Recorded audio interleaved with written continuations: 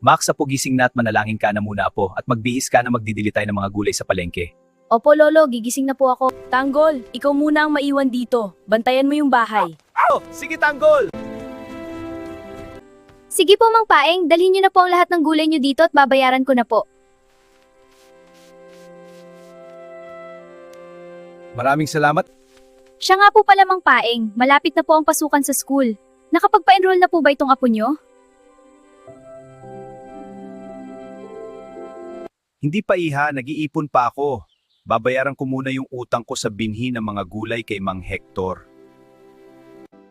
Mura lang yan, iho. Bibilhan mo ba ng laruan ng apo mo? Apo, gusto mo ba niyan? Muna, Lolo. Sige lang, tignan niyo pa ang iba. Saka na lang po muna, Lolo, para makaipon po tayo at makabayad ng utang kay Mang Hector.